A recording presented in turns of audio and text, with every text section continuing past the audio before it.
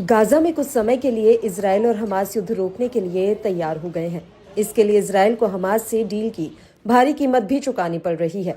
Deal के तहत जो फॉर्मूला तय हुआ है उसमें इजरायल ने अपने नागरिक को बचाने के लिए सब कुछ दांव पर लगाया है। दरअसल सीजफायर डील कई चरणों में पूरी होगी। इसके पहले फेज में हमास लड़ाके इजरायल के 33 बंधकों को रिहा करेंगे। जिन बंधकों को रिहा किया जाना है उनमें 2 साल का बच्चा भी शामिल है। इजरायल की सरकार ने बंधकों की रिहाई को लेकर एक पोस्टर भी निकाला है। इसमें उन बंधकों की फोटो लगाई है जिन्हें समझौते के तहत रिहा किया जाना है। इजरायली सरकार बंधकों के परिवार वालों को भी लगातार अपडेट दे रही है। बताया जा रहा है कि 42 दिनों के दौरान ही हमास इजरायल को बंधक सौंपेगा। इसके बदले में इजरायल को भी हमास के कई कैद लड़ाकों को लौटाने की बात माननी पड़ी है। हमास ने इजरायल के 2 साल के बच्चे के बदले 30 लड़ाकों को रिहा करने की मांग की थी। खास बात यह भी है कि हमास ने इजरायल को ये नहीं बताया है कि रिहा किए जाने वाले बंधक जिंदा भी हैं या नहीं।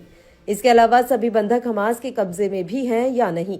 दरअसल युद्ध के दौरान हमास इजरायल पर बंधकों के ठिकानों पर भी लगातार हमला करने का आरोप लगाता था। इससे बंधकों की लगातार लोकेशन बदलने से हमास ने इजरायल को कसूरवार ठहराते हुए बंधकों के गायब होने की बात कही थी।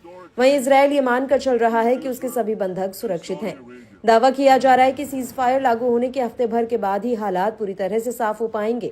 माना जा रहा है कि अमेरिकी राष्ट्रपति डोनाल्ड ट्रंप के शपथ वाले दिन यानी 20 जनवरी को भी बंधकों और कैदियों की अदला बदली हो सकती है।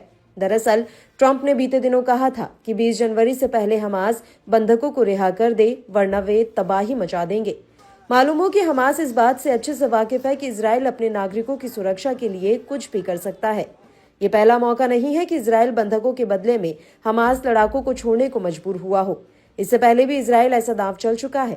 खैर, सीजफायर का पहला चरण 6 हफ्ते तक चलेगा। इजरायली सेनाएं आबादी वाले इलाकों से दूर गाजा के पूर्व में वापस चली जाएंगी। इस दौरान बड़ी संख्या में फिलिस्तीनी गाजा के सभी इलाकों में वापस लौट सकेंगे। इस बीच बता दें कि इजरायली सरकार ने हमास के साथ सीजफायर डील और बंधक रिहाई समझौते को बीते 17 जनवरी को मंजूरी दे दी है। टाइम्स ऑफ इजरायल की एक रिपोर्ट के मुताबिक 24 बनाम 8 के वोट से कैबिनेट ने सौदे को मंजूरी दी। ये डील 19 जनवरी से लागू हो जाएगी।